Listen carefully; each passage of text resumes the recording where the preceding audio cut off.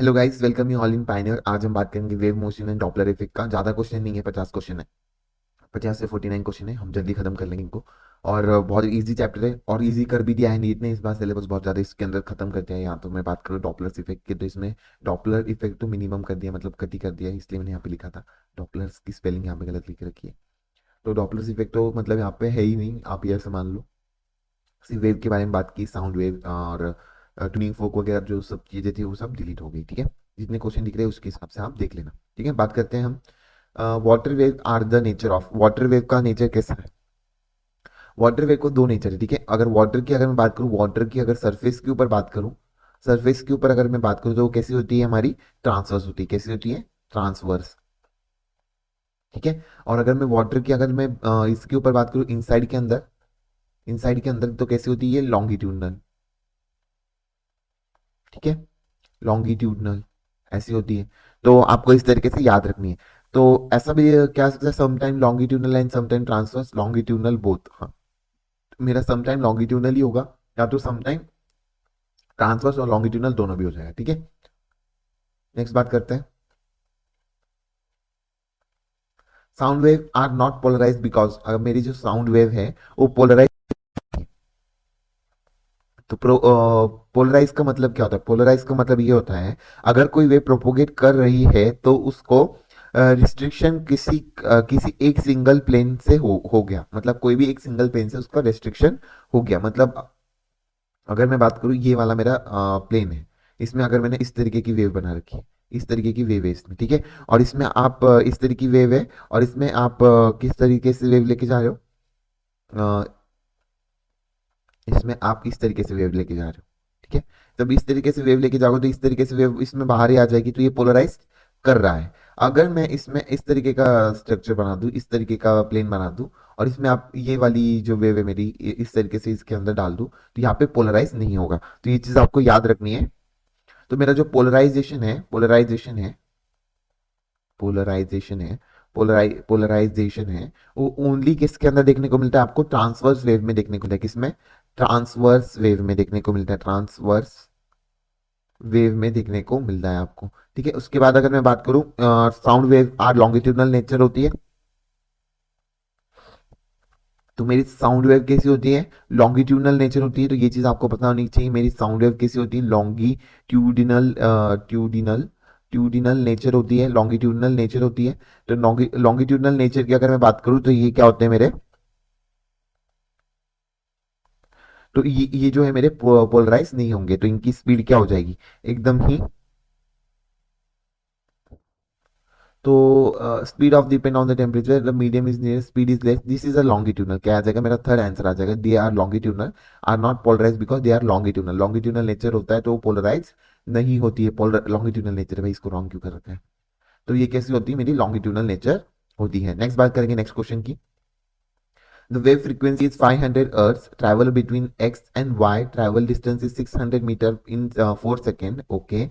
This between X and Y, how much wavelength is there in distance X and Y की यहाँ पे बात कर रहे हैं। तो वेव वेलोसिटी की अगर मैं बात करूँ तो डिस्टेंस अपॉन टाइम आ जाएगा। मेरी वेव की वेलोसिटी अगर मैं निकालूँ, वेव की वेलोसिटी की अगर मैं बात करूँ, वेलोसिटी कैसे निकालूंगा मैं? Distance upon time, distance upon time आ जाएगा। ठीक है, डिस्टेंस अपॉन टाइम की अगर मैं बात करूँ तो 600 मीटर अपॉन 4, ये दे रखा है आपको। कितना आ जाएगा? मेरी वेव की वेलोसिटी कितनी आ गई? मेरी 150 मीटर पर सेकेंड। फ्रीक्वेंसी कितनी दे रखी है मेरे को? फ्रीक्वेंसी दे रखी है 500 हर्ट्ज। ठीक है, मेरे को दोनों के बीच में number of many how many waves बताने, डिस्टेंस कितने वेव यहाँ पे जाएंगे। तो आपका कैसे निकालते हैं नंबर ऑफ वेव को? कैसे निकालूंगा मैं? इसका फॉर्मूला होता है total distance, total distance upon wavelength. क्या होता है? Wave length. तो वेवलेंथ को हम किससे डिनोट करते हैं? आप सबको पता होगा, लैम्बडा से डिनोट करते हैं। तो ये चीज आपको पता होनी चाहिए। और वेलोसिटी को मैं कैसे निकालता हूँ?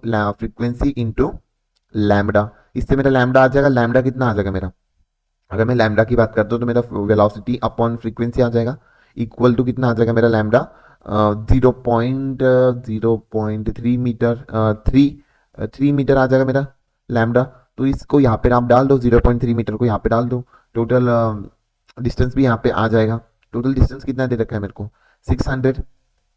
डिवाइडेड बाय 0.3 मीटर, तो मेरा कितना आ जाएगा, 2000 आ जाएगा आंसर। कितना आ जाएगा, 2000 मेरा आंसर आते हुए दिखेगा, तो मेरा फोर्थ आंसर आते हुए दिखेगा। नेक्स्ट बात करते हैं नेक्स्ट क्वेश्चन की। Equation of propagation of the wave of the wire is given, और आपको the x and y are measure in the centimetre, the velocity and the wave is, तो यहाँ पे वेलोसिटी वेव की बतानी है, तो वेलोसिटी का फॉर्मूला क्या होता है, फ्रीक्वेंसी इंटू लैम्डा, ये होता है। ठीक है, तो इसमें हम पहले तो आपको ये इक्वेशन दे रखी है, इसकी स्टैंडर्ड इक्वेशन अगर मैं बताऊँ, स्टैंडर्ड इक्वेशन अगर मैं बात करूँ, स्टैंडर्ड इक्वेशन की अगर मैं बात करूँ, तो यहाँ पे क्या आ जाएगी, A sine omega T plus minus के अल्फा के एक्स प्लस माइनस अल्फा, ये मेरी स्टैंडर्ड इक्वेशन हो जाएगी। तो आप इसमें ओमेगा निकाल लो, के निकाल लो, तो आपको ओमेगा और के जब आपका आ जाएगा, ओमेगा और के अगर इसके अंदर आ जाएगा तो आपको बताना है। तो यहाँ पे प्लस माइनस की जो बात आती है, अगर मेरा के सामने अगर आपको प्लस दिख रहा है, पहले तो मैं डायरेक्शन का भी बता देता हूँ, अगर आपको के सामने अगर दिख रहा है, तो इसमें बता के सामने अगर प्लस दिख रहा है, तो इसका मतलब ये नेगेटिव डायरेक्शन में जा रही है, नेगेटिव डायरेक्शन में जा रही है। और अगर के सामने आपको नेगेटिव दिख रहा है, तो ये मेरा कैसा जा रहा है, पॉजिटिव डायरेक्शन में जा रहा है। कैसे जा रहा है, पॉजिटिव डायरेक्शन में जा रहा है, पॉजिटिव डायरेक्शन में, और ये नेगेटिव डायरेक्शन में जा रहा है, तो ये हमारी बात आ जाती है। ठीक है, तो ये सब चीजें अगर आप करने लगोगे तब आपको इसका आंसर आने लगेंगे। तो इसका आंसर में बहुत ही आसान है, आपको इसमें बस आपको ओमेगा की वैल्यू निकालनी है। आपको ओमेगा की वैल्यू निकलेगी, आपका वेलोसिटी का एक और फॉर्मूला होता है, velocity is equal to omega by k, omega by k, omega और के की वैल्यू इस इक्वेशन से आप निकाल सकते हो। अगर मेरी यहाँ पे निकल रही है मेरी 4 पाई, मेरी ओमेगा की वैल्यू निकल रही है 4 पाई, और मेरी ओमेगा की वैल्यू आप इक्वेशन से निकाल सकते हो, और मेरी के की वैल्यू निकल रही है पाई बाय 16, पाई बाय 16 मेरी की वैल्यू निकल रही है। तो इसको डाल दो वेलोसिटी के फॉर्मूले में, तो वेलोसिटी मेरी कितनी आ जाएगी, 4 पाई बाय 16 ऊपर चले जाएगा, तो ये कटेगा, 16 4 जा 64, ये आपको पता होना चाहिए 64। और ये यहाँ पे क्या दे रखा है, माइनस दे रखा है, तो माइनस दे रखा है, तो इसका मतलब मैंने आपको पहले ही बता दिया कि कौन से डायरेक्शन में जाएगा, ये पॉजिटिव डायरेक्शन में जाएगा। पॉजिटिव डायरेक्शन में कहाँ पे देखने को मिल रहा है, फोर्थ ऑप्शन आपको देखने को मिल रहा है, तो मेरा आंसर क्या जाएगा, फोर्थ ऑप्शन। ठीक है, इस तरीके से आपको याद करना है। नेक्स्ट क्वेश्चन बात करते हैं, इसी तरीके से आपको क्वेश्चन सॉल्व करना है, इसके अलावा कोई क्वेश्चन यहाँ पे बनते हैं नहीं। आसान लग रहा होगा ना, यही भाई आसानी है। ठीक है, यहाँ पे फिर से इक्वेशन दे रखी है, अभी मैं स्टैंडर्ड इक्वेशन लिखते नहीं बैठूंगा, यहाँ पे बस मेरे को क्या बताना है, which of the following statement true मेरा। अच्छा ठीक है, तो इसमें एम्पलीट्यूड वगैरह सबकी बात यहाँ पे कर रहा है, तो मेरा एम्पलीट्यूड कितना यहाँ पे आ जाएगा, 4 आ जाएगा। उसके बाद ओमेगा कितना आ जाएगा मेरा, पाई बाय 5 दिख रहा है मेरे को, पाई बाय 5 कैसे आ गया, ये पाई जो है इसको आप इंटू कर दे रही है। ठीक है, ओमेगा मेरा के कितना आ गया मेरा, के मेरा आ गया पाई बाय 9। ठीक है, पाई बाय 9, और मेरा फाइव कितना आ गया, पाई बाय 6। तो आप इस तरीके से आप निकाल सकते हो। तो मेरा यहाँ पे और क्या, वेलोसिटी और फ्रीक्वेंसी और एम्पलीट्यूड, तो इसमें से कुछ भी नहीं पूछ रखा, तो मैं पहले अभी यहाँ पे हमारी क्या निकाल लेता हूँ, लैम्डा वेवलेंथ निकाल लेता हूँ। लैम्डा की वैल्यू कितनी है, 2 पाई बाय के हो जाता है, मतलब एक्चुअली के का फॉर्मूला हो जाता है मेरा 2 पाई बाय लैम्डा। इससे मैं लैम्डा की वैल्यू निकालूंगा। उसके बाद वेलोसिटी का हमने अभी देखा ओमेगा बाय के, इससे मैं ये निकालूंगा। और मेरा ओमेगा का एक और होता है 2 पाई एफ, इससे मैं फ्रीक्वेंसी निकालूंगा। और ठीक है, इस तरीके से मैं सबकी वैल्यू निकालूंगा। तो यहाँ पे के की अगर मैं बात करूँ, के कितना दे रखा है मेरे को, पाई बाय 9, तो 2 पाई बाय 9 अगर आ गया, इंटू 9 आ गया, तो 9 से 9 करेगा, 2 9 सा कितना आ जाएगा मेरा, 18 आ जाएगा। तो मेरी जो फर्स्ट स्टेटमेंट ही मेरे को सही लग रही है, बाकी सब गलत होंगे। एम्पलीट्यूड मेरे को 4 दे रखा है। वेलोसिटी की बात कर ले, वेलोसिटी कितनी आ रही है मेरी यहाँ पे, ओमेगा बाय के अगर मेरा आ गया पाई बाय 5 इंटू पाई बाय 9 आ जाएगा, और ये चीज आ गई मेरी 9/5 आ रहा है मेरा वेलोसिटी। तो ये बिल्कुल भी वेलोसिटी गलत दे रखी। फ्रीक्वेंसी की अगर मैं बात करूँ, 2 पाई एफ होता है frequency, omega is equal to, omega की वैल्यू होगी pi by 5 is equal to 2 pi F, आ जाएगा एफ से एफ कटेगा, और एफ मेरी कितनी आ जाएगी, 1/5 10 कितना आ जाएगा मेरा, हर्ट्ज आ जाएगा। तो ये मेरी आंसर आ गई। तो इस तरीके से मेरा फ्रीक्वेंसी भी गलत दे रखा है। ठीक है, तो इस तरीके से आपको निकालनी है भाई। इस तरीके से आपको वेलोसिटी यहाँ पे निकाल ली, लैम्डा यहाँ पे निकाल लिया, उसके बाद मैंने वे फ्रीक्वेंसी यहाँ पे निकाल ली। तो इस तरीके से जब आप याद करोगे, इस तरीके से जब फॉर्मूले आपके याद होने लग जाएंगे, तब आपको क्वेश्चन करने में बहुत आसानी जाएगी। धीरे से करवा रहा हूँ ताकि ये सारा जो कंसेप्ट है आपके दिमाग में जा सके। नेक्स्ट क्वेश्चन की बात करते हैं। A plane wave is described by the equation y is equal to 3 cos x by 4 minus 10t minus pi by 2. तो मैक्सिमम वेलोसिटी तो हमने एसएचएम में देखा था, मैक्सिमम वेलोसिटी कितनी होती है हमारी, ए ओमेगा होती है। यहाँ पे ए और ओमेगा की वैल्यू डाल दो, वेलोसिटी कितनी आ जाएगी मेरी, वेलोसिटी कितनी आ जाएगी मेरी, 3 इंटू ओमेगा कितना दे रखा है, 1/4। यही दे रखा है आपका, ओमेगा 1/4 दे रखा है क्या।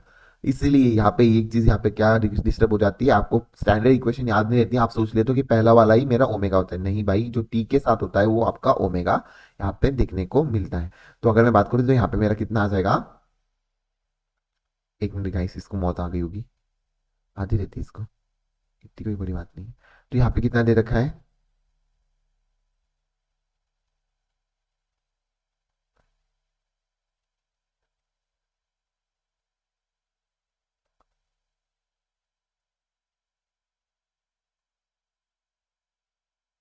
तो यहाँ पे कितना दे रखा है मेरे को, ओमेगा कितना दे रखा है, 10 दे रखा है, तो मैं इंटू 10 करूंगा यहाँ पे, ठीक है। तो ओ वेलोसिटी कितनी आ जाएगी, 3 इंटू 10 कितना हो जाएगा, 30 मेरे को वेलोसिटी आपको देखने को मिलेगी। तो मेरा आंसर फर्स्ट आ जाएगा। पर मैंने आगे का क्वेश्चन ही नहीं पढ़ा, पढ़ लेते। अच्छा यही तो नहीं, particle of medium to this wave is, ठीक है ठीक है, एकदम सही कहते हैं हमने। इक्वेशन दे देखिए, रिप्रेजेंट द वेव मोशन, हमारा वेव मोशन क्या रिप्रेजेंट कर रहा है। तो अगर मैं बता दूं यहाँ पे एम्पलीट्यूड, एम्पलीट्यूड में इसमें कंफ्यूजन नहीं हो रहा है, 4+2 करूंगा क्या, ऐसा बिल्कुल भी मत करना। यहाँ पे एम्पलीट्यूड मेरा सिर्फ 2 रहेगा, ये चीज आपको याद रखनी है। और उसके बाद वेव ओमेगा मेरा कितना आ जाएगा, 6 देखने को मिल रहा है। तो रिप्रेजेंट द वेव मोशन, हमारा क्या रिप्रेजेंट करना है, मेरा वेव मोशन बताना है। तो एम्पलीट्यूड वेव स्पीड की बात कर रहे हैं यहाँ पे, वेव स्पीड की अगर बात करें तो यहाँ पे के की वैल्यू भी लिख लो 3, ओमेगा वी आ जाएगा मेरा omega by k, omega by के कितना होता है, 6/3 इज इक्वल टू 2 आ जाएगा, 2 यूनिट देखने को मिल रहा है मेरा आंसर।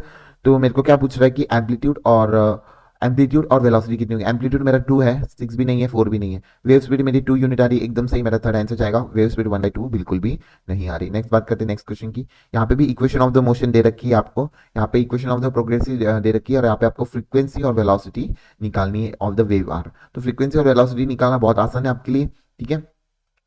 तो यहाँ पे मेरे को ओमेगा कितना आ जाएगा, पहले 200 पाई, और मेरा अगर मैं बात करूँ मेरा के कितना आ जाएगा, 200 पाई अपॉन 330, ठीक है। क्यों, ये 200 पाई को दोनों इसके अंदर आपको इंटू करना पड़ेगा, ठीक है। इस तरीके से आप निकाल लेना। तो उसके बाद मैं बात करता हूँ, उसके बाद अगर मैं बात करूँ वेलोसिटी की, अगर मैं बात करूँ ओमेगा बाय के की बात करता हूँ मैं, 200 पाई और डिवाइडेड बाय 200 पाई, और ऊपर से 330 ऊपर चले जाएगा, तो ये कट कर दो, तो मेरा वेलोसिटी कितना आएगा, 330, 330 आ जाएगा। तो मेरा वेलोसिटी कितना आ गया, ये एक ही ऑप्शन में देखने को मिल रहा है, तो मेरा थर्ड आंसर जाएगा। पर हम फ्रीक्वेंसी निकालेंगे, फ्रीक्वेंसी कैसे निकालते हैं हमारी, omega is equal to 2 pi F होता है मेरा फ्रीक्वेंसी। तो मेरा 200 पाई दे रखा है, इक्वल टू 2 पाई एफ की अगर मैं बात करूँ तो पाई से पाई कटेगा, और मेरा फ्रीक्वेंसी कितना आ जाएगा, 100 हर्ट्ज आ जाएगा। तो ये मेरा एकदम सही मैंने निकाल लिया। तो वेलोसिटी मेरी 330 और फ्रीक्वेंसी मेरी 100 हर्ट्ज देखने को मिल रही है। नेक्स्ट क्वेश्चन की बात करते हैं यहाँ पर, due to the propagation of the longitudinal wave in a medium the following quantity also propagate in the same direction. तो अगर मेरा लॉन्गिट्यूडनल वेव का प्रोपोगेशन हो रहा है, तो जो मेरा लॉन्गिट्यूडनल वेव का प्रोपोगेशन आपको देखने को मिल रहा है, तो कौन सी क्वांटिटी सेम डायरेक्शन में प्रोपोगेट करती है, तो मेरी एनर्जी तो करेगी ही करेगी, एनर्जी भी कर रही है, और मेरा लीनियर मोमेंटम करता है, ठीक है। ये याद रखना है, लीनियर मोमेंटम करता है, मोमेंटम करता है पर लीनियर वाला करता है। कौन सा, लीनियर वाला मोमेंटम इसके साथ प्रोपोगेट करता है सेम डायरेक्शन में, एनर्जी और लीनियर मोमेंटम मेरा फोर्थ आंसर यहाँ पे जाएगा। नेक्स्ट क्वेश्चन की बात करते हैं।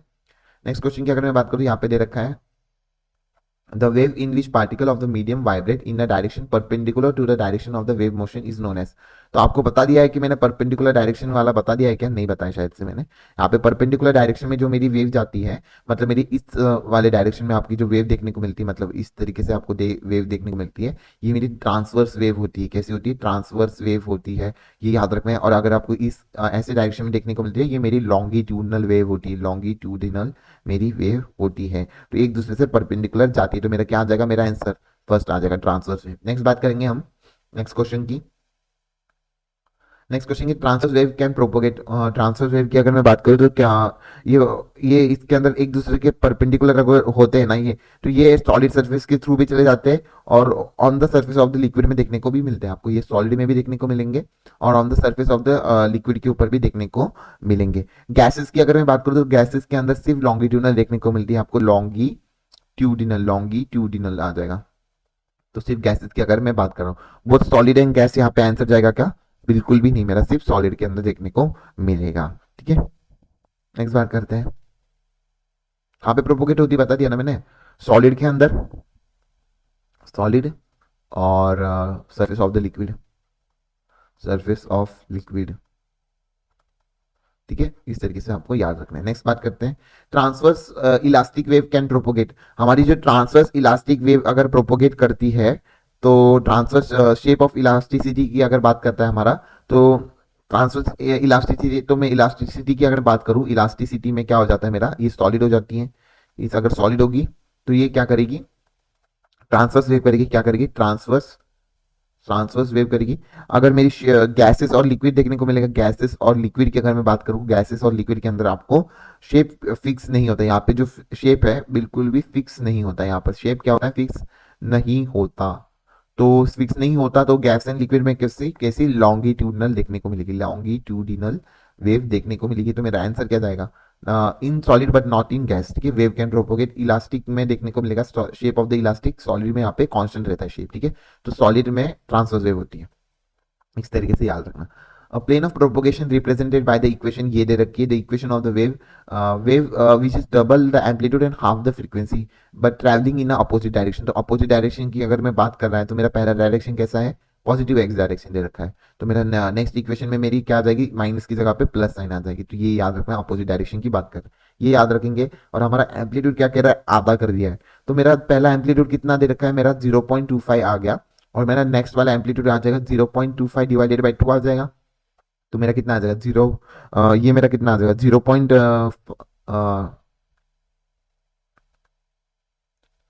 आधा कर रखा है कि डबल कर रखा है, डबल कर रखा है यार। तो इंटू टू आएगा, क्या आएगा, इंटू टू आएगा। वही मैं कह रहा हूँ, ये इतना छोटा एम्पलीट्यूड तो होगा नहीं। तो एम्पलीट्यूड मेरा क्या आ जाएगा, डबल आ जाएगा। डबल की अगर मैं बात करूँ तो कितना आ जाएगा, 0.5 एम्पलीट्यूड आपका आ जाएगा, ए डैश। फ्रीक्वेंसी की अगर बात करें, तो फ्रीक्वेंसी मेरी दे रखी 2 पाई बाय ओमेगा। ये याद होगा आपको, 2 पाई बाय ओमेगा मतलब मेरी फ्रीक्वेंसी दे रखी है मेरे को 1 हर्ट्स दे रखी है मेरी, 1 हर्ट्स दे रखी है। और मेरी एफ डैश जो है वो मेरी f/2 हो जाएगी। तो मेरे 1/2 आपको हर्ट्स देखने को मिलेंगी। तो आपको नेक्स्ट इक्वेशन कैसे बनाओगे आप, नेक्स्ट इक्वेशन मेरी बनेगी y is equal to 0.5 cos, cos तो पहले ही दे रखा है, मेरी फ्रीक्वेंसी आ गई 1/2 हर्ट्स। तो मेरी फ्रीक्वेंसी अगर मेरे 1/2 आ रही है, तो आप इससे मेरा ओमेगा भी निकाल सकते हो ना, नया ओमेगा आ जाएगा। ओमेगा कितना आ जाएगा, 2 पाई एफ आ जाएगा। तो मेरा 2 पाई एफ की अगर मैं जगह पे 1/2 डाल दूं, तो 2 से 2 करेगा, तो मेरा ओमेगा कितना आ जाएगा, पाई आ जाएगा। इससे मेरा के भी डिफरेंस हो जाएगा, के की वैल्यू में डाल दो, एफ इज के के अंदर भी आपका जो है डिफरेंस देखने को मिलेगा। के की अगर मैं बात करूं, तो के कैसे निकालोगे आप यहाँ पर,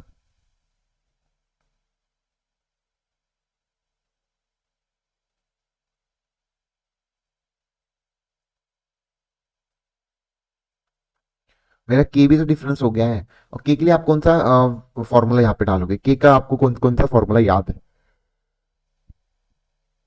के के लिए मैं 2 ओमेगा को इक्वल कर सकता हूँ बहुत आसानी से। कैसे, इनिशियल जो वेलोसिटी आपको फाइनल वेलोसिटी इक्वल देखने को मिल रही है, क्योंकि यहाँ पे वेलोसिटी का डिफरेंस हो नहीं रहा है। तो इसमें क्या करो, ओमेगा बाय के डालो और ओमेगा डैश बाय के डालो। इसमें वैल्यू जब डालोगे, आपकी ओमेगा की वैल्यू कितनी आ जाएगी, ओमेगा की नए ओमेगा की वैल्यू मेरी, पुराने ओमेगा की वैल्यू मेरी को दे रखी है 2 पाई।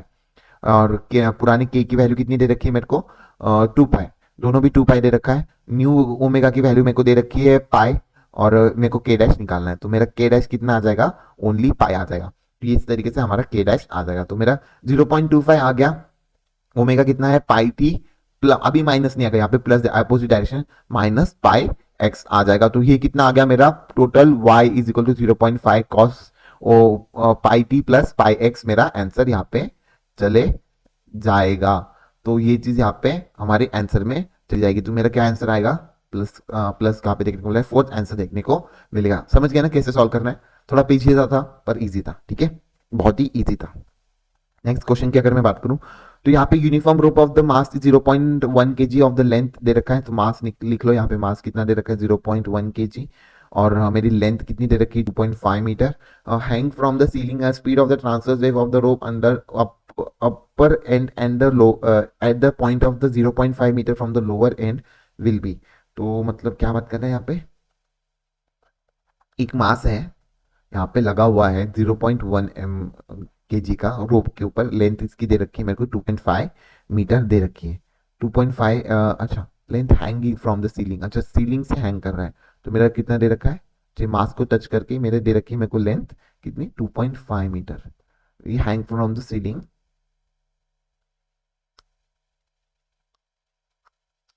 अच्छा रोप का मास और लेंथ दे रखी है, ठीक है ठीक है ठीक है।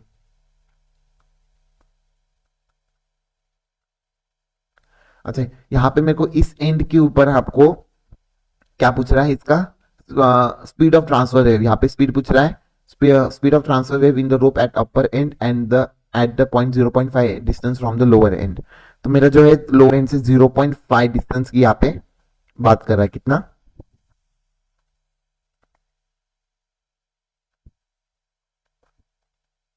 0.5 0.5 डिस्टेंस के ऊपर मेरे को वेलोसिटी पूछ रहा है। तो मैं यहाँ पे वेलोसिटी अगर मैं बात करूं तो मेरा टेंशन कितना आ गया यहाँ पे एम एक्स जी आ गया, क्योंकि मेरे को पता नहीं कि इसका कितना मास है कितना डिस्टेंस है, तो ये मेरे एम एक्स जी आ गया। ठीक है, इस तरीके से अगर मैं बात करूं अपर एंड की, अगर मैं वेलोसिटी ऑफ टर्मिनल निकालूं तो अपर एंड में आपको पता है कि वेलोसिटी ऑफ द टर्मिनल कैसे निकालते हैं, अंडर रूट एम, एक मिनट, अंडर रूट क्या करूंगा मैं यहाँ पे, अंडर रूट एल इंटू जी करूंगा, एल इंटू जी करूंगा। तो एल इंटू जी मेरा ग्रेविटेशनल कांस्टेंट एल कितना दे रखा है मेरा अपर एंड में 2.5 इंटू एल कितना 10 आ जाएगा, तो मेरा अंडर रूट 25 आ जाएगा। और V transfer at upper end में कितनी आ जाएगी 5 आ जाएगी, ये मेरी आ जाएगी 5। और अगर लोअर एंड की अगर मैं बात करूँ तो वेलोसिटी टर्मिनल यहाँ पे लोअर एंड की अगर मैं बात करता हूँ तो अंडर रूट क्या हो जाता है L into T, L into G हो जाता है। एल कितना दे रखा था लोअर एंड के ऊपर 0.5 के ऊपर पूछा गया था और मैंने 10 की यहाँ पे बात कर रहा था, तो कितना आ गया मेरा, ये अंडर रूट 5 आ गया। तो कितना आ गया 2.25 मीटर पर सेकेंड, कितना आ गया 2.25 मीटर पर सेकेंड, तो कितना आ गया 2.25 मीटर पर सेकेंड। तो ये मेरा आंसर आ गया। तो मेरी एट द लोअर एंड के ऊपर कितनी आ गई 2.25 और एट द अपर एंड के ऊपर कितनी आ गई 5 मीटर। तो ये मेरे दोनों भी आंसर यहाँ पे आते हुए दिख गए। ठीक है, तो समझ में आ गया ना लोअर एंड और अपर एंड में कैसे निकला, हमें मास और लेंथ पता होना चाहिए था।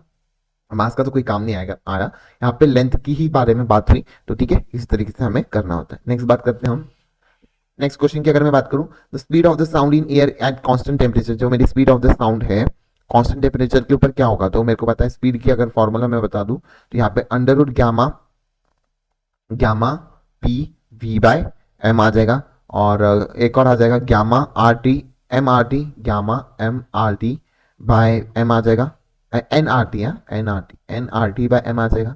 नेक्स्ट आ जाएगा gamma R T by M O, molecular weight of the element. ठीक है, तो ये चीज आपको पता होनी चाहिए। तो मेरे क्या आंसर आ गए, मॉलिकुलर वेट अगर मेरा यहाँ पे आ गया तो यहाँ पे आपको क्या देखने को मिल रहा है, वेलोसिटी कांस्टेंट देखने को मिल रही है। तो अगर मेरी वेलोसिटी अगर मेरी यहाँ पे कांस्टेंट दे रखी है, क्योंकि speed of the sound is velocity यहाँ पे मेरे को कांस्टेंट दे रखी है, तो अगर मेरी वेलोसिटी कांस्टेंट आ जाएगी तो मेरा पी बाय रो की अगर मैं बात करूँ, पी बाय रो की अगर मैं बात करूँ, तो पी बाय रो की अगर मैं बात करूँ तो आपका पहला तो फॉर्मूला यही बताया था ना मैंने, एक और है क्या भाई, इधर एक और फॉर्मूला लिख लो, यहाँ पे अंडर रूट गामा बाय, यहाँ पे gamma by rho by P by rho, यार मैं क्या लिख रहा हूँ, P gamma P by rho मेरा आ जाएगा और मेरी क्या आ जाएगी वेलोसिटी देखने को मिलेगी। तो मेरा क्या आ जाएगा पी बाय रो मेरा क्या आ जाएगा अंडर रूट के अंदर कांस्टेंट।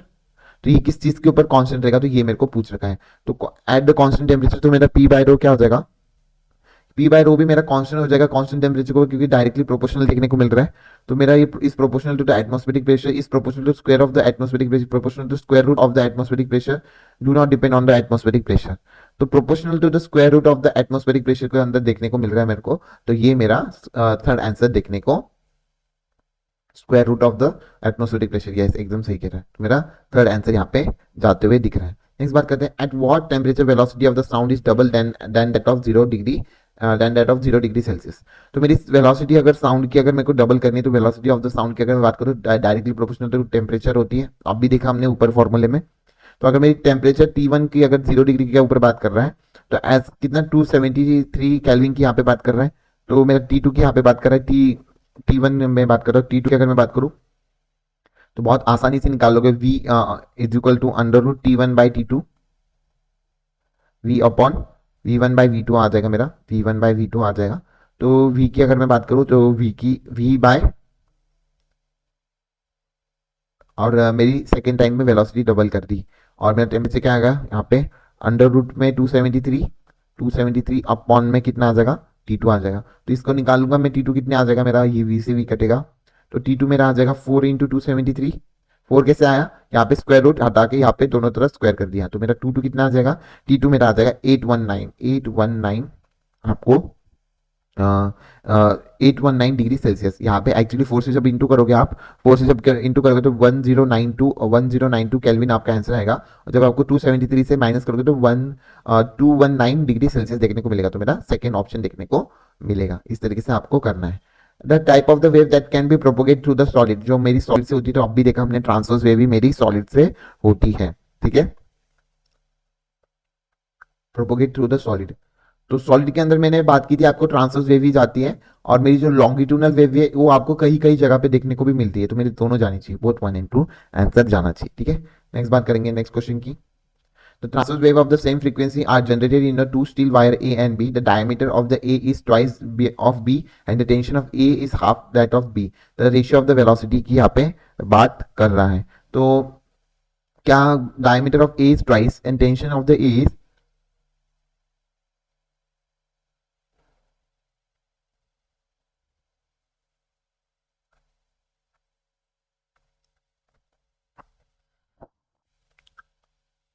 डायमीटर की अगर बात करें तो यहाँ पे ट्वाइस दे रखा है, tension of the A is half that of in B, the ratio of the velocities are.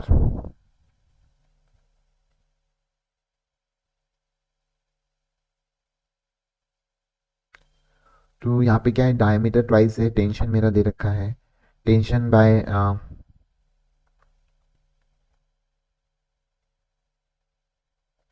इसके ऊपर थोड़ा सा रुकिएगा, मैं इसको मतलब अच्छे से करता हूँ।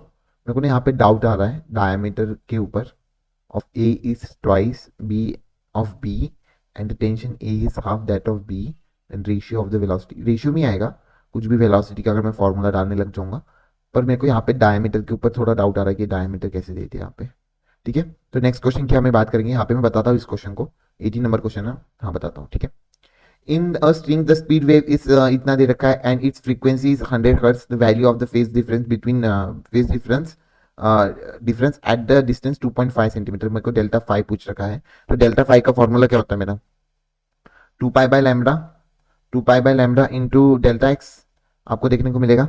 तो आपको लैम्डा निकालना पड़ेगा यहाँ पे, भाई लैम्डा कैसे निकालोगे, वी की वैल्यू हो जाती है मेरी, वी की वैल्यू जो मेरी आ जाती है, वी की वैल्यू आ जाती है लैम्डा बाय एफ, क्योंकि लैम्डा बाय एफ भी आपकी वी की वैल्यू हो जाती है, तो इसको याद रख लो। वी की कितनी दे रखी है 10 और फ्रीक्वेंसी मेरा 100 दे रखा है, तो मेरा लैम्डा कितना आ जाएगा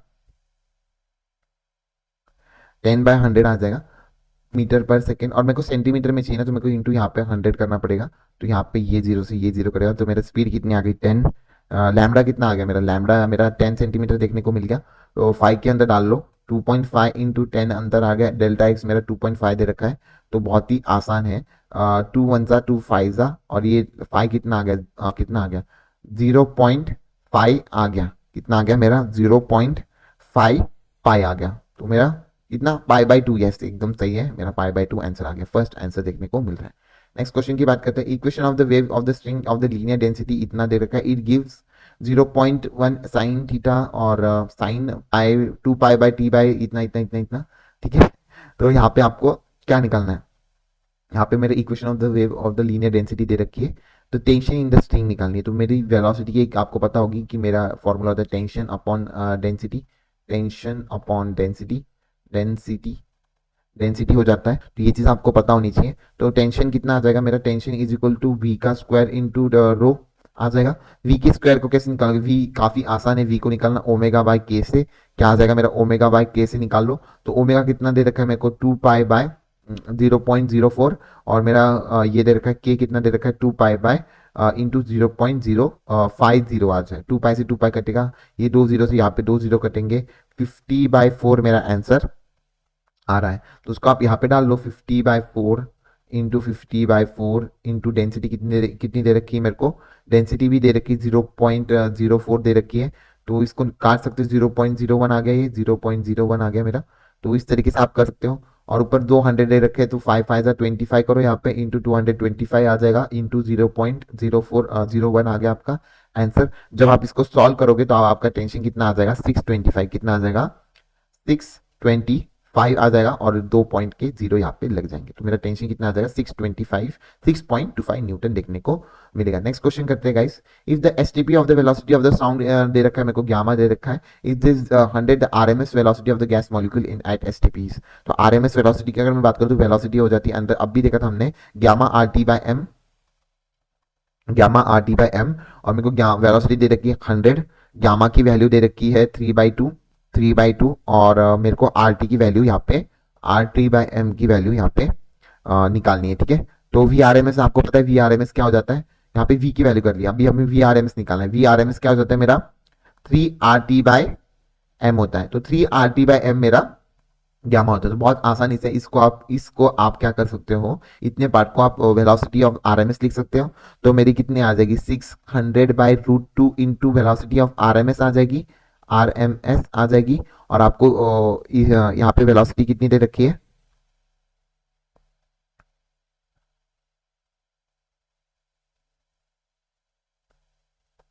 नहीं 600 नहीं, इक्वल टू आ जाएगा मेरा 600 into √2 into velocity of the RMS आ जाएगा। एक मिनट गलत कर दिया, इक्वल नहीं लिखने की वजह से गलत कर दिया हमने, बहुत सही कर रहे हैं हम, ऐसा नहीं कि बहुत सारा गलत कर दिया।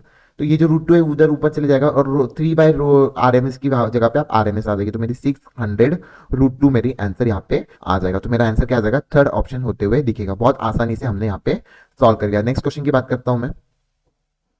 नेक्स्ट क्वेश्चन की अगर मैं बात करूँ, ratio of the speed of the sound in nitrogen gas in the helium gas is, तो मेरे को ratio of the speed of the sound in the nitrogen gas to that of in the helium gas at 300 kelvin में अगर मैं बात करूँ तो कैसे होता है, आपको मैं बता दूं। वेलोसिटी हम लिखते हैं gamma gamma R T by M, ये मेरी वेलोसिटी हो जाती है, तो ये आपको पता होनी चाहिए।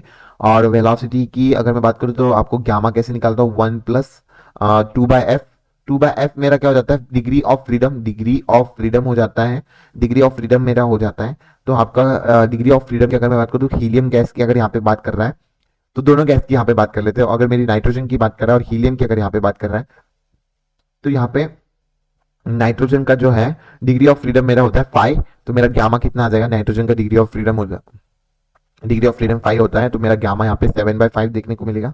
और यहाँ पे गामा मेरे को degree of the freedom of the helium कितना होता है मेरा, degree of the freedom of the helium मेरा होता है 3, तो मेरा गामा यहाँ पे आते हुए दिखेगा, गामा कितना आते हुए दिखेगा आपको 5/3 आते हुए दिखेगा। तो आप इसको डायरेक्ट फॉर्मूले में डाल लो, वेलोसिटी के velocity of the NRT, velocity की आपको बताई दे रखी है, तो ये डायरेक्टली प्रोपोर्शनल हो जाएंगे किससे, अंडर रूट गामा और molecular weight of the nitrogen, ये आपको देख रहे हैं वेलोसिटी ऑफ द नाइट्रोजन। यहाँ पे उसका वेलोसिटी ऑफ द हीलियम की अगर देखूंगा तो आपको अंडर रूट यहाँ पे गामा ऑफ द हीलियम और into molecular weight of the क्या आ जाएगा हमारा हीलियम। इस तरीके से जब आप फॉर्मूले में डालोगे, सारी वैल्यू मैंने बता दी यहाँ पर, बहुत आसानी से निकालोगे। मॉलिकुलर वेट तो आपको पता ही होगा क्या होता है, molecular weight of the nitrogen कितना होता है, मेरा नाइट्रोजन का मॉलिकुलर वेट होता है 18 और इसका हीलियम का नाइट्रोजन मॉलिकुलर वेट हो जाता है मेरा 4, तो ये चीज आपको पता होनी चाहिए। तो जब आप इसको आंसर में डालोगे तो मेरा आ जाएगा अंडर रूट 3/5 आंसर आपको देखने को मिलेगा, थर्ड ऑप्शन। नेक्स्ट बात करेंगे हम, एट व्हाट टेम्परेचर वेलोसिटी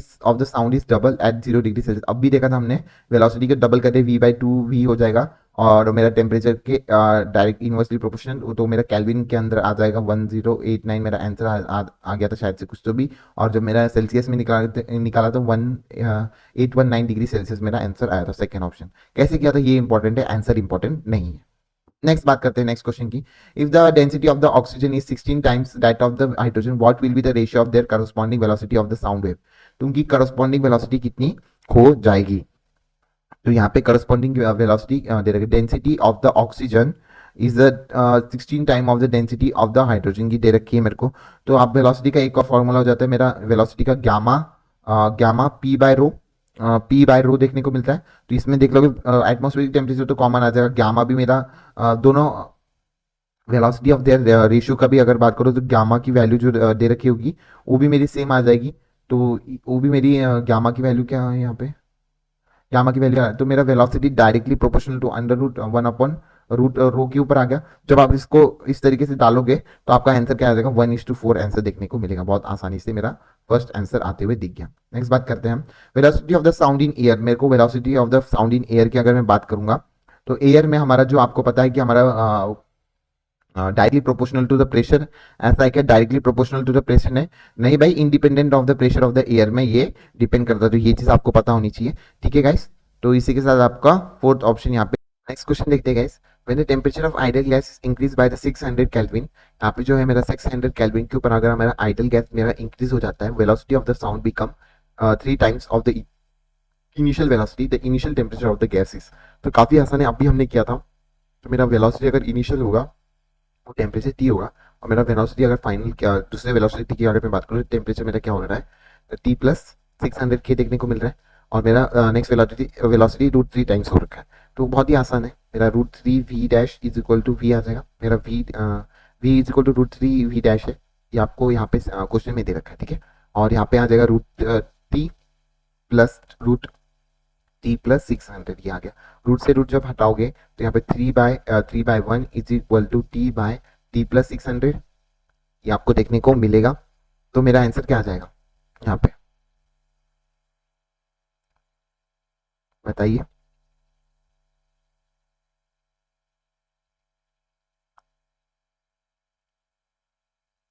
यार मैंने गलत कर दिया यहाँ पे, velocity of sound of the gas become 3 times of the initial velocity. अच्छा, ये उल्टा कर दिया मैंने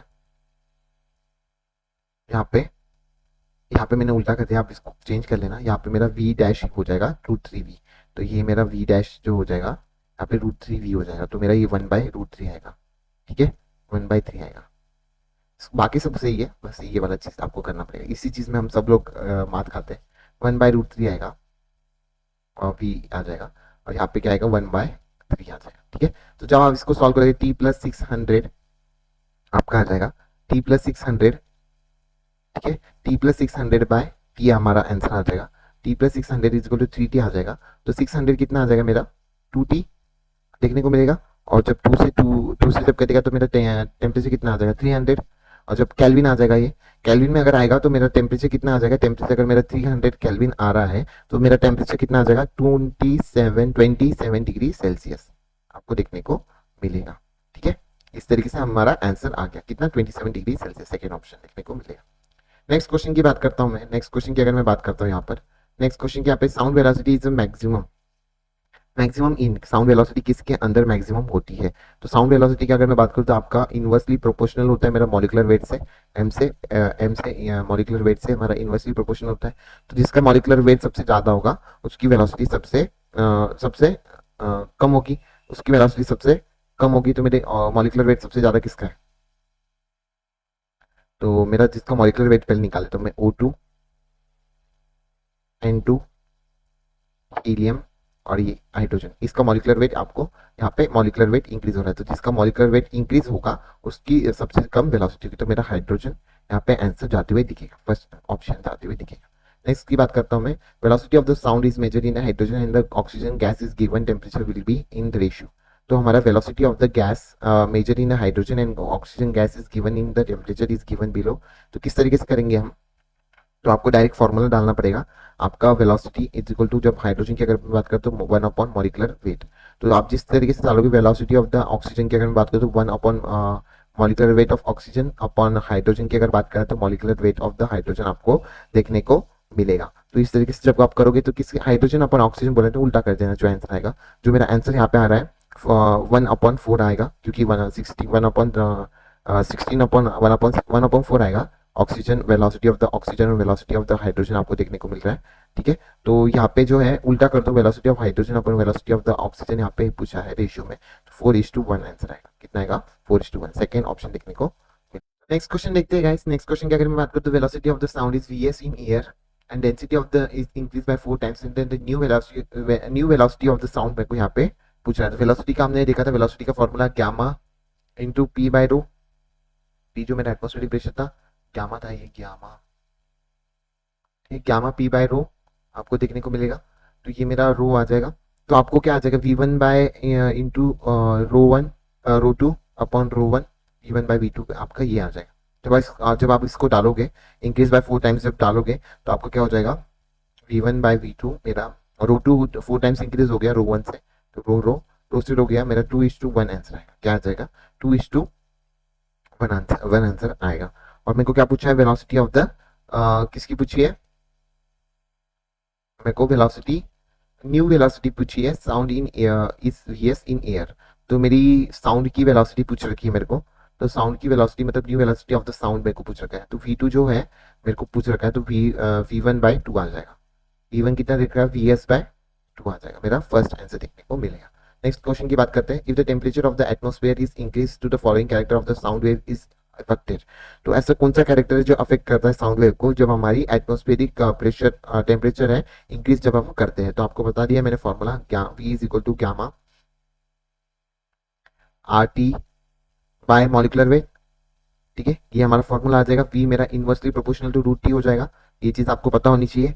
और मेरा जो आंसर क्या आ जाएगा, वेलोसिटी टेम्परेचर के ऊपर डिपेंड करती है। ठीक है, ये चीज मेरा आंसर आ जाएगा। नेक्स्ट बात करेंगे नेक्स्ट क्वेश्चन की।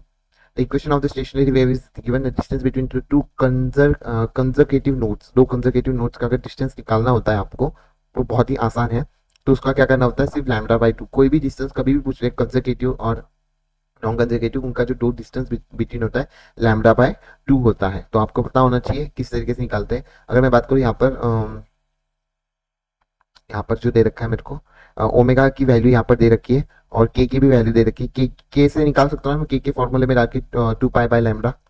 मेरा के से आ जाएगा, के कितना दे रखा है मेरे को, π/4। π/4 इज इक्वल टू 2π/λ।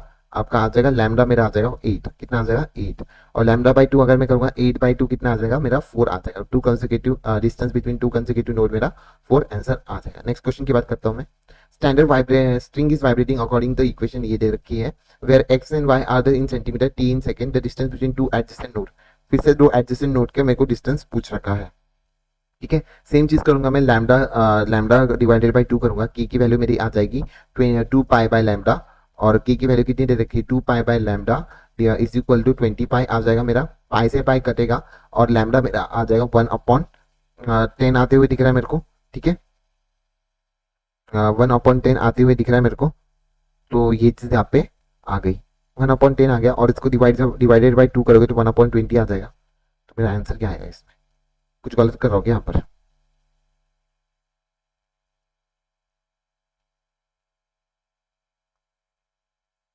अरे 20π तो मेरा ओमेगा दे रखा है, गलत कर दिया भाई। क्वेश्चन को ढंग से पढ़ा करो। गलत हो गया, गलत हो गया, गलत हो गया। बाकी सब तो सही चीज की थी मैंने।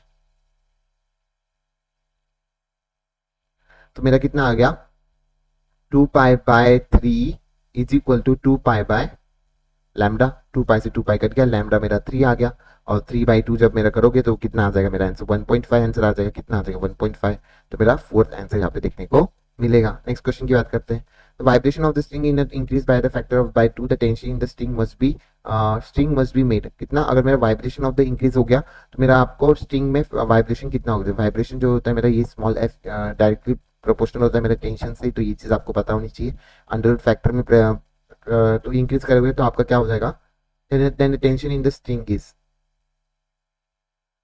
increased by the 2। मेरा जो ये 2 टाइम्स इंक्रीज कर दिया। तो ये इसको कर दो 2 टाइम्स इंक्रीज 2f। मेरा तो मेरा न्यू टेम्परेचर यहाँ पे पूछ रहा है। तो मेरा new temperature, the tension, new tension मेरे को यहाँ पे पूछ रहा है। मेरा 1/4 तो हो जाएगा ये, और ये मेरा ये पूछ रहा है। तो मेरा टी डैश कितना आ जाएगा, 4 टाइम्स ऑफ द इनिशियल हो जाएगा, 4 टाइम्स के इक्वल हो जाएगा। 4 टाइम्स हो जाएगा, 4 टाइम्स हो जाएगा। नेक्स्ट बात करते हैं नेक्स्ट क्वेश्चन की।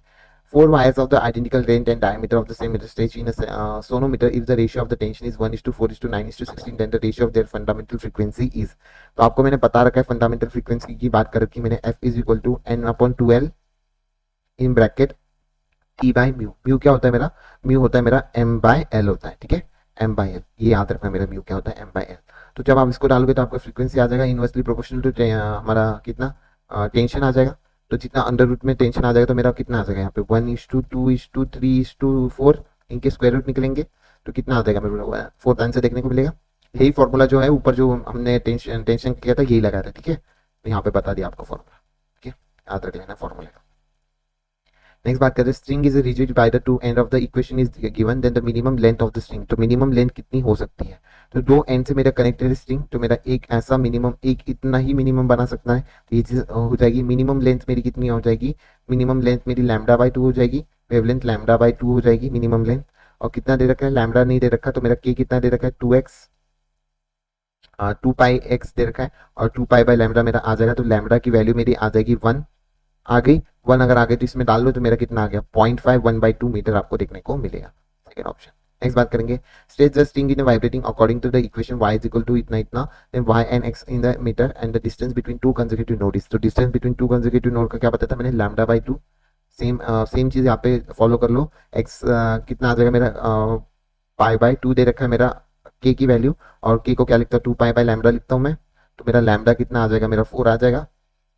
और जब आप 4 बाय मेरा लैम्डा कितना आ जाएगा 4, और जब 4/2 करोगे तो कितना आ जाएगा 2 मीटर आ जाएगा, तो मेरा फर्स्ट आंसर जाते हुए दिखेगा। नेक्स्ट क्वेश्चन की बात करते हैं यहाँ पे, in the stationary wave all particles, जब मेरा स्टेशनरी वेव होता है, स्टेशनरी वेव जब होता है तो at the rest of same time twice in each period of the oscillation, each period of the oscillation के साथ ट्वाइस देखने को मिलता है। तो जैसे अगर मेरा स्टेशनरी वेव की अगर बात करें तो इस तरीके से मेरी स्टेशनरी वेव जाती है, पूरा करती है, सॉरी इस तरीके से, इसको इस तरीके से कर लेना आप। तो इस तरीके से मेरा पूरा स्टेशनरी वेव जाती है, तो मेरा फर्स्ट आ जाएगा, सेकेंड आ जाएगा। इस तरीके से आपको स्टेशनरी वेव ट्वाइस करेगी, वंस इन क्या करेगी twice in every period of the oscillation देखने को मिलेगा। तो मेरा फर्स्ट आंसर यहाँ पे जाते हुए दिखेगा। नेक्स्ट बात करते हैं नेक्स्ट क्वेश्चन की। इक्वेशन दे रखी wavelength of the stationary wave, wavelength आपको बतानी है तो डायरेक्ट निकालो 2π/k की वैल्यू डाल दो यहाँ पे 2π/5 आ जाएगा मेरा, 2π/5 आंसर आ जाएगा, तो कितना आएगा 2π/5 आंसर डाल दो, कितना आएगा 2 × 3.14 डिवाइडेड बाय 5 आ जाएगा। तो ये जब आप इसको करोगे तो मैं अप्रोक्सीमेटली अगर करूँ तो मैं इसको 6 से कर दूंगा, और इसको 3 to 12 के 12 पॉइंट समथिंग आ जाएगा मेरा आंसर, 12 पॉइंट समथिंग, ठीक है। तो मेरा अप्रोक्सीमेटली ये सेकंड आंसर आएगा। आप इसको सॉल्व करोगे तो आपका भी यही आंसर आएगा, ठीक है। नेक्स्ट बात करेंगे हम, if the tension of the sonometer wire is increased 4 times and fundamental frequency of the wire, तो अभी हमने किया था इसको क्वेश्चन को, हमने अभी इनवर्सली प्रोपोर्शनल टू टेंशन कर लिया था, तो मेरा फंडामेंटल फ्रीक्वेंसी क्या होगी 4 टाइम्स हो जाएगी। अगर मेरे 4 टाइम्स फंडामेंटल फ्रीक्वेंसी 4 टाइम्स करेगी तो वायर का कितना इंक्रीज हो जाएगा, तो फंडामेंटल फ्रीक्वेंसी टेंशन मैंने 4 टाइम्स कर दी तो उसका आधा हो जाएगा ना 4 टाइम्स। अगर एक रखो, रिपीटेड क्वेश्चन नहीं है ये, मेरे को लगा रिपीटेड है, नहीं नहीं, ढंग से पढ़ो, टेंशन को यहाँ पे 4 टाइम्स किया है। मेरा इनिशियल तो मेरा √t आ जाएगा, और फिर से मेरा जो f डैश आ जाएगा मेरा कितना केयर रखा है 4 टाइम्स कर रखा है, मेरा 1/2 आ जाएगा। मेरी न्यू फ्रीक्वेंसी कितनी आ जाएगी, frequency of the wire 2 times आ जाएगी, कितनी 2 टाइम्स हो जाएगी। तो प्लीज इसको याद रख लेना, 2 टाइम्स हो जाएगी। तो 4 wire of the identical length ये दे रखा है, then the ratio of the fundamental अब भी देखा ये वाला, तो 1:2:3:4 ये मैंने अब भी देखा, ठीक है। नेक्स्ट क्वेश्चन, अभी क्या ही क्वेश्चन बचेंगे इसमें, क्या ही बनाओगे, अभी इतना सारा सिलेबस तो इसका हटा दिया है बेचारे का, ठीक है। तो यहाँ पे स्टेशनरी वेव की यहाँ पे बात कर रहा है, तो आपका जो स्टेशनरी वेव की अगर मैं बात करूँ तो 2 नोड्स एक साथ वाइब्रेट करते हैं, तो ये चीज़ आपको पता होनी चाहिए। जो मेरी स्टेशनरी वेव आती है तो यहाँ पे मेरे टोटल 2 वेव्स को देखने को मिलता है आपको इस तरीके से, यहाँ पे स्टेशनरी फेज बनने को मिलता है। तो यहाँ पे क्या देखने को मिलता है आपको, यहाँ पे 2 फेजेस बनते हुए दिखते हैं आपको। तो द रीजन तो यहाँ पे क्या आ जाएगा 2 फेजेस देखने को मिलते हैं आपको, ठीक है, ये आ जाएगा। उसके बाद ये बात करेंगे हम ऐसा और ऐसा, ठीक है। इस तरीके से आप बात करोगे तो मेरे 2 नोड्स देखने को मिलते हैं यहाँ पे। अच्छा एक और होगा इसमें यार, भूल जाता हूँ मैं,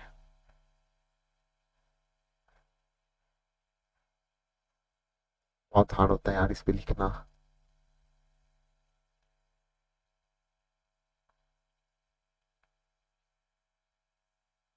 तो ये मेरा आ जाएगा, तो ये मेरा नोड आ गया, ये मेरे नोड आ गए, और उसके बाद आपका ये एंटी नोड आपके बीच में प्रेजेंट होती है, तो आपको पता है ये एंटी नोड आ गए, यहाँ पे भी एंटी नोड प्रेजेंट होगी, यहाँ पे भी एंटी नोड प्रेजेंट होंगे। तो इस तरीके से आपको करना है, तो region between the 2 nodes vibrate in the same phase. हाँ, तो 2 नोड के बीच में रीजन जो होता है वाइब्रेट करता है एक ही फेज में, ठीक है, ये चीज आपका आपसे प्रूव हो जाता है। When the stationary wave is form then the frequency is, जहाँ पे आपका स्टेशनरी वेव बनती है तो due to the interference of the two independent wave moving in opposite direction, यहाँ पे क्या हो जाता है, तो इंटरफेरेंस हो जाता है 2 वेव का, स्टेशनरी वेव में 2 वेव का, इंडिविजुअल वेव का आपको देखने को मिलता है, और तो moving in opposite direction 2 wave of the individual, किसका 2 वेव, तो मेरा आंसर क्या आ जाएगा same of that of individual wave. वही जो स्टेशनरी वेव होती है वही मूविंग इन अपोजिट, बस मूव करती है अपोजिट डायरेक्शन में, उसका सेम हो जाता है, वही हो जाता है इंटरफेस, वही हो जाता है तो इंडिविजुअल वेव का। तो पर इसका अप डायरेक्शन क्या हो जाता है, अपोजिट हो जाता है। नेक्स्ट क्वेश्चन की बात करते हैं हम। The stationary wave the energy is minimum and maximum at anti node. तो हमारी एनर्जी है कहाँ पे मिनिमम होती है, मेरी नोड के ऊपर, और मैक्सिमम होती है एंटी नोड के ऊपर। तो मेरा सेकेंड आंसर देखने को मिलेगा आपको। नेक्स्ट क्वेश्चन की बात करते हैं। If the length of the second close organ pipe, close organ pipe आगे वेलोसिटी ऑफ द साउंड दे रखी है मेरे को, then the frequency of the second note is. तो आपको velocity of close organ pipe का बता रखा है। क्लोज ऑर्गन पाइप का जो फ्रीक्वेंसी होता है V/4L होता है, फंडामेंटल फ्रीक्वेंसी V/4L होती है। और मेरे को क्या बोल रखा है, सेकेंड नोट के ऊपर पूछा। तो सेकेंड नोट में ऐसा था 1:3:5:7 आपका ये आता है। तो सेकेंड नोट में क्या आ रहा है, मेरा 3 आ रहा है। तो 3 से इंटू कर तो फंडामेंटल फ्रीक्वेंसी को 4L आ जाएगा, और इसके अंदर आप ये डाल लो, पूरी इंफॉर्मेशन डाल दो। तो 3 इंटू वी कितना दे रखा है मेरे को, 330 डिवाइडेड बाई 4 इंटू 1.5 देखने को मिलेगा। तो यहाँ पे आपका आंसर जब देखने को मिलेगा तो आपका क्या आ जाएगा, 165 हर्ट्ज देखने को आंसर मिलेगा जब आप इसको सॉल्व करोगे। तो मेरा सेकंड ऑप्शन देखने को मिलेगा। नेक्स्ट बात करते हैं, close organ pipe and the open organ pipe turn the same fundamental frequency, what is the ratio. तो मैंने बता रखा है V/4 होता है मेरा क्लोज ऑर्गन पाइप का, ओपन ऑर्गन पाइप का V/2L होता है। जब आप इसको करोगे तो आपके फ्रीक्वेंसी का जो है रेशियो जो आएगा वह मेरे को 2:1 देखने को मिल रहा है। कितना, 2:1 देखने को मिल रहा है क्लोज और ओपन ऑर्गन पाइप और क्लोज ऑर्गन पाइप का मेरा। एक मिनट, आप ऐसे नहीं करेंगे, इसमें क्या हो जाता है, गड़बड़ हो जाती है। इसको ढंग से करते हैं, ये आपको समझेगा भी नहीं।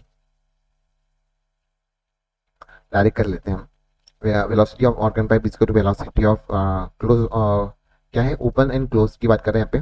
तो ओपन की कितनी आ जाती है मेरी, ओपन की आ जाती है V/2L, और क्लोज की कितनी आ जाती है V/4L आ जाती है, V/4L आ जाती है। पर मेरे को क्लोज अपन ओपन पूछा है ना, तो आप कर लेंगे हम यहाँ पे फ्रीक्वेंसी, यहाँ पे बात कर लेंगे कितना आ रहा है यहाँ पे,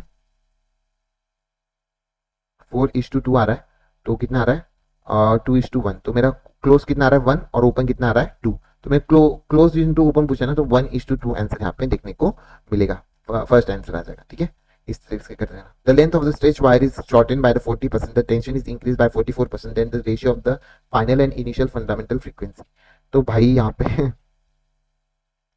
तो मैं बता दूं, फ्रीक्वेंसी हमारी इनवर्सली प्रोपोर्शनल होती है रूट टेंशन से, और डायरेक्टली प्रोपोर्शनल और इनवर्सली प्रोपोर्शनल होती है लेंथ से। अंडर रूट यहाँ पे नहीं होता है, तो ये चीज़ आपको करनी पड़ेगी। और जब आप इंक्रीज बाय 400, तो इंक्रीज बाय 400 आप करते रहोगे, डिक्रीज बाय 400। तो इंक्रीज बाय 400 की अगर मैं बात करूँ तो लेंथ इज शॉर्टन बाय तो लेंथ मेरी इनिशियल लेंथ कितनी हो जाएगी, 100 माइनस 40 करूंगा तो कितने आ जाएगा, 60 आ जाएगा। और मेरा जो लेंथ डैश आ जाएगा आपका 100 माइनस 44 आ जाएगा, कितना आ जाएगा मेरा 100 प्लस आ जाएगा। क्यों प्लस, क्योंकि इंक्रीज हो रहा है, तो 144 आ जाएगा न्यू वाला लेंथ। और जब आप इसको फॉर्मूले में डालोगे किस तरीके का, ये वाला फॉर्मूला बनेगा मेरा, F1/F2 आ जाएगा मेरा √T1/L1 इंटू √T2/L2। इस तरीके से मेरा बनने देखने को मिलेगा।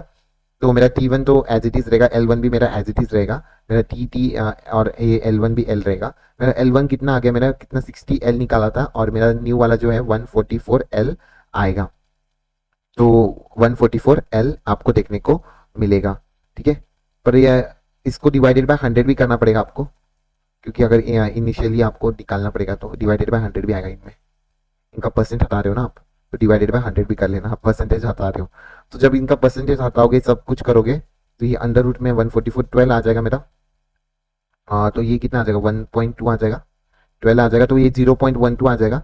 और ऊपर जो है मेरा टेंशन तो हट जाएगा, और 60 कितना दे रखा है, 0.6 आ जाएगा मेरा।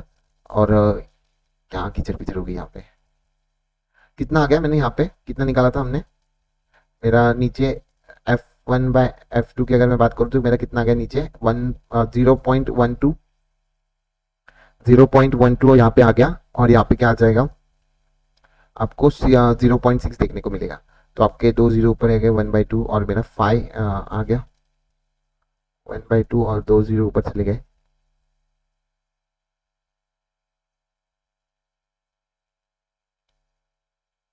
दो जीरो ऊपर चले गए मेरे,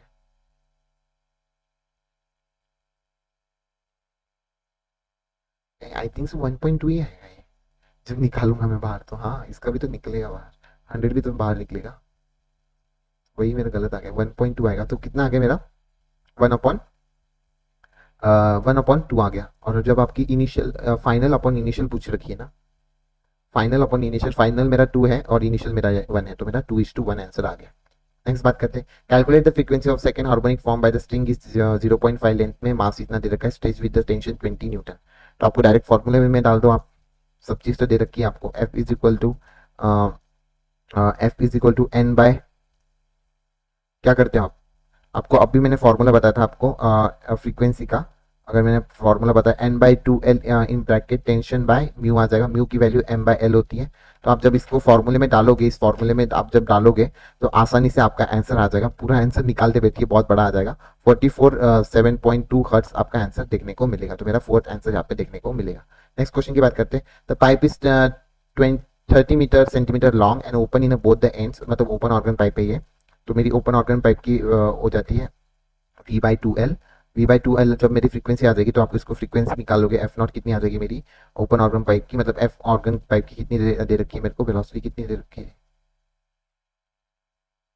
स्पीड दे रखी है 330 डिवाइडेड बाई 2 इंटू एल कितना दे रखा है 30 सेंटीमीटर लॉन्ग। तो जब आप इसको सॉल्व करोगे तो मेरा एफ ऑर्गन पाइप का, ओपन ऑर्गन पाइप का आ जाएगा 550, मेरा आंसर देखने को मिलेगा आपको। ठीक है, तो आपकी फ्रीक्वेंसी कितनी दे रखी थी पहले, मेरी फ्रीक्वेंसी दे रखी थी 1100 किलो हर्ट्ज दे रखी थी। और फिर बाद में जब मेरा harmonic made mood excited by at the source, तो कितना मेरा चेंजेस आ गए, मेरे नेक्स्ट फ्रीक्वेंसी में कितना चेंजेस आ गया मेरा, जब आप 2 टाइम्स ऑफ द 550 करोगे तब आपका ये वाला आंसर आएगा, आपका ये वाली आंसर आएगी। तो मेरी कौन सी हार्मोनिक हो गई है, सेकेंड हार्मोनिक देखने को मिल रही है। इस तरीके से हम निकालेंगे।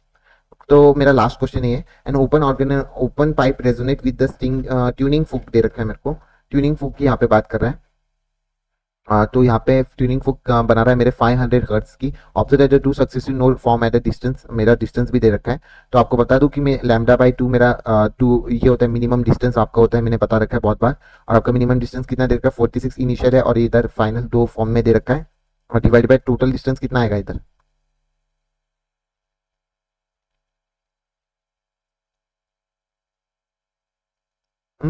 डिवाइडेड बाय नहीं, इधर डायरेक्ट कर लो यार, कितना आएगा ये 30/λ/2 आ जाएगा।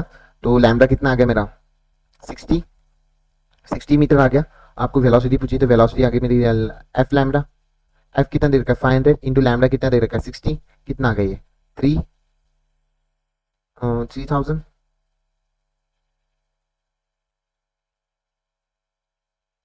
कितना दे रखा है 3000। पर मेरे को ये सेंटीमीटर में ना, ये सेंटीमीटर में कि मीटर में है वो देखो, अरे सेंटीमीटर में तो डिवाइडेड बाय 100 भी कर लो, तो 60/100 आ जाएगा, यहाँ पे 100 कर लो, कितना आ जाएगा ये 300 देखने को मिल रहा है मेरे को, 300 देखने को मिल रहा है, कितना 300 देखने को मिल रहा है। तो मेरा सेकेंड ऑप्शन जाते हुए दिखेगा। नेक्स्ट बात करेंगे हम, लास्ट क्वेश्चन की बात करेंगे, an air column of the pipe in which close one of the end and resonate with the frequency, मतलब ऐसा कुछ दे रखा है मेरे को, ऐसा कुछ दे रखा है। तो tuning fork of the frequency F is equal to F lambda हो जाता है। लैम्डा निकालना है मेरे को यहाँ पर, क्या निकालना है मेरे को यहाँ पे, resonant frequency of the tuning frequency, the length of the column in the, तो मेरे को लेंथ निकालनी है भाई, लेंथ निकालनी है। ठीक है, तो एक लेंथ की अगर मैं बात करूँ तो मेरा पहले लैम्डा निकाल लेता हूँ, कितनी दे रखी 330, फ्रीक्वेंसी आ जाएगी डिवाइड में कितनी 264, ये लैम्डा आ जाएगा। जब मेरा 264 डिवाइडेड बाय करेगा तो मेरा लैम्डा आ जाएगा 1.25 मीटर आ जाएगा। ठीक है, और लैम्डा आपकी फ्रीक्वेंसी की बात करूंगा मैं तो फंडामेंटल मोड के ऊपर, तो λ/4 आ गया मेरा, 1.25 को मैं नीचे अगर 100 करूंगा तो λ/4 इज इक्वल टू V/4L, इस तरीके से आपको देखने को मिलेगा। तो λ/4 कौन से कॉलम में देखने को, वाइब्रेटिंग ट्यूनिंग फुक कितना, लेंथ ऑफ द कॉलम था λ/4 हो जाता है मिनिमम, जो मेरा फ्रीक्वेंसी हो जाती है V/4L। तो आप इसमें जब वैल्यू डालोगे तो आपको यहाँ पे एल की वैल्यू आराम से निकल आएगी। तो एल की वैल्यू कितनी आ जाएगी 31.25 आपको देखने को मिलेगी। तो मेरा आंसर क्या आ जाएगा यहाँ पे फर्स्ट देखने को मिलेगा, एकदम ही सही आंसर आ गया। ठीक है, इसी के साथ आपका पूरा जो है यहाँ पर वेव का जो क्वेश्चन प्रैक्टिस है पूरा खत्म होता है। इसके बाद अभी हम थर्मल फिजिक्स को देखेंगे, तो वेव हमारा कंप्लीट हो जाता है। ठीक है guys, thank you so much, thank you so much, see you in next video.